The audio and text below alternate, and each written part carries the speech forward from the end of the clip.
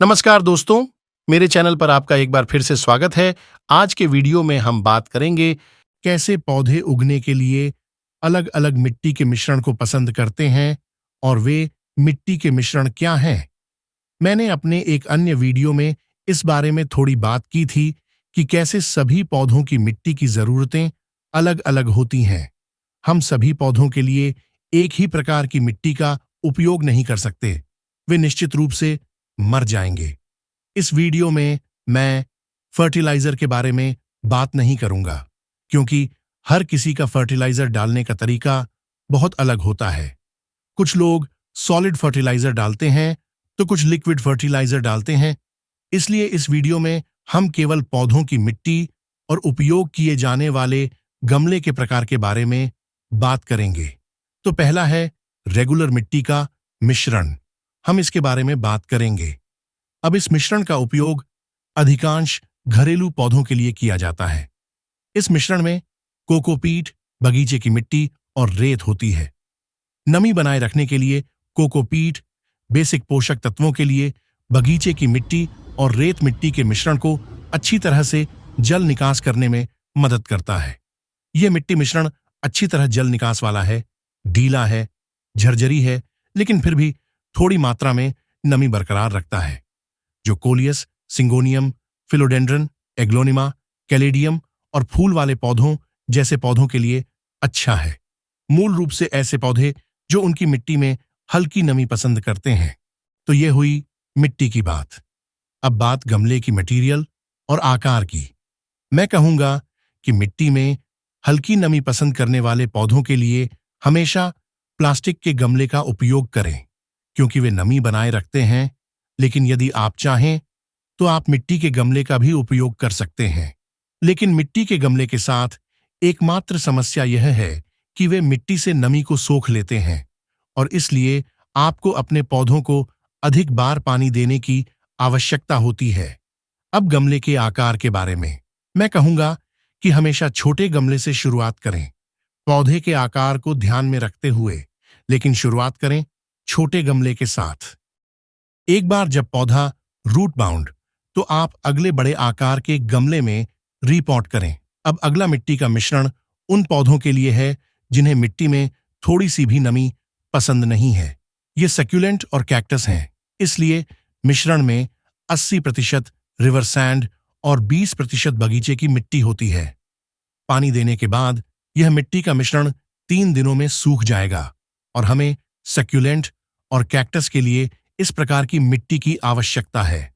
यह मिट्टी ढीली, झरझरी, अच्छी जल निकासी वाली और कम पोषक तत्वों वाली है। अब बात गमले की मटेरियल और आकार की। एक सक्यूलेंट या कैक्टस के लिए न्यूनतम 2 इंच और अधिकतम 4 इंच के गमले सबसे अच्छा है। बड़े गमलों का उपयोग न करें। अब इस प्लांट सेट में अब हम चाहते हैं कि मिट्टी तेजी से सूख जाए, इसलिए हम मिट्टी के गमलों का उपयोग करेंगे।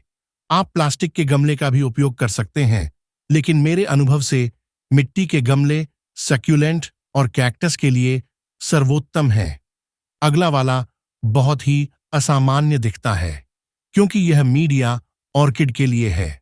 यहां मेरे पास कुछ कॉयर, एलिका और चारकोल है। यह बेसिक मीडिया है। आप ऑर्किड बार्क और कोको चिप्स का भी उपयोग कर सकते हैं, लेकिन मेरे पास नहीं था, इसलिए मैंने उपयोग नहीं किया। लेकिन आप कर सकते हैं। इसे ऑनलाइन खरीदने की जरूरत है। मेरे पास जो कुछ भी पहले से था उसका उपयोग किया। इसके अलावा ऑर्किड बार्क काफी अच्छी होती है, लेकिन काफी महंगी होती है। लेकिन मैंने नहीं खरीदा, क्योंकि जो भी बचा हुआ मैंने इस्तेमाल किया वह हमेशा अच्छा काम करता है और मैं अनावश्यक रूप से उस पर पैसा खर्च नहीं करना चाहता। यह सिर्फ मेरी राय है। अगर इसकी जरूरत नहीं है तो पैसे बर्बाद मत करो। यह मिश्रण लूज है। हम विशेष रूप से इस ऑर्किड के लिए सामान्य मिट्टी का उपयोग नहीं कर सकते।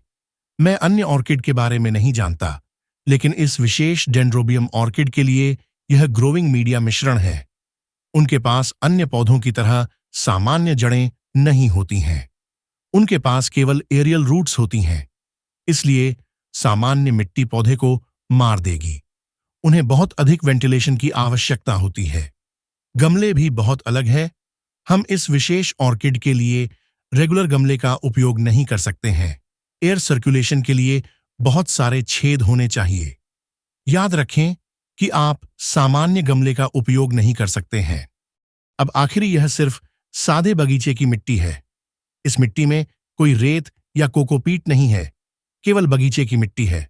अब हाँ, हमारे शहर में हमें केवल लाल मिट्टी मिलती है, क्योंकि इस क्षेत्र में मुख्य रूप से लाल मिट्टी का प्रभुत्व है। इस मिश्रण का उपयोग वाटर लिली और कमल के लिए किया जाता है। यह मिट्टी घनी और भारी होती है। सूखने पर यह मिट्टी बहुत सघन हो सकती है। यही कारण है कि हम केवल इस मिट्टी का उपयोग अपने घरेलू पौधों के लिए नहीं कर सकते हैं, और इसलिए इसे लूज बनाने के लिए हम कोकोपीट, परलाइट, रेत आदि जैसी चीजों का उपयोग करते हैं।